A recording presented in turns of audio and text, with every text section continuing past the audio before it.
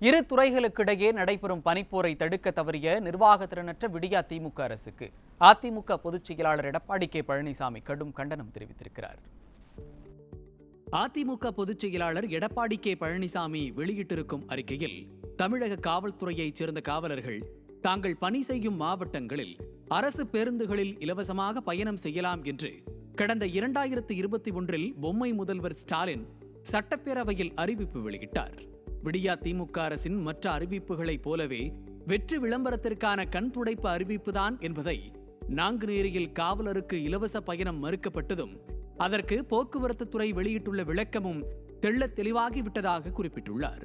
விடியா திமுக அரசின் அறிவிப்புகள் சட்டப்பேரவை அறையை விட்டாவது வெளியே செல்கிறதா எனவும், ஸ்டாலின் மொழியிலேயே சொல்லப்போனால் வாய் புளித்ததோ மாங்காய் புளித்ததோ என்ற அளவில்தான் அவருடைய அறிவிப்புகளும் திட்டங்களும் இருக்கின்றன என்றும் அதிமுக பொதுச் செயலாளர் எடப்பாடி கே பழனிசாமி விமர்சித்துள்ளார்.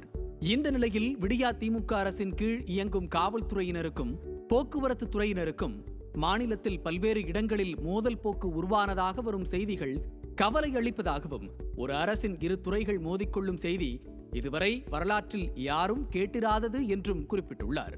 விடியா திமுக அரசின் முதலமைச்சர் திரைப்பட காட்சி ஒன்றில் வருவதைப் போல எது பெரியது என்று அடித்து காட்டுங்கள் என்ற மனநிலையில் எந்த நடவடிக்கையும் எடுக்காமல் வேடிக்கை பார்ப்பதும், ஒரே ஒரு அறிக்கை மூலம் எப்போதோ தீர்க்க வேண்டிய சிறிய பிரச்சனைக்கு 3 நாட்கள் கழித்து இரு துறை செயலாளர்களையும் அழைத்து பேசும் அளவிற்கு சென்ற விடியா திமுக அரசின் மெத்தன போக்கிற்கு கடும் கண்டனம் தெரிவித்துள்ளார். சட்டப்பேரவை மானிய கோரிக்கையில் அறிவித்தபடி காவலர்களுக்கான இலவச பயணத்தை உடனடியாக அமல்படுத்துமாறும், இதனால் போக்குவரத்து துறைக்கு நிதி இழப்பு ஏற்படும் பட்சத்தில் அதனை அரசு சரி செய்ய வேண்டும் என்றும் கேட்டுக்கொள்வதுடன், பொதுமக்களுடன் நேரடியாக தொடர்புடைய காவல்துறை போக்குவரத்து துறை இடையிலான பனிப்போரை தடுக்க தவறி ஒரு அசாதாரண சூழ்நிலையை உருவாக்கிய விடியா திமுக அரசின் போக்கை அதிமுக பொதுச் செயலாளர் எடப்பாடி கே பழனிசாமி கண்டித்துள்ளார்.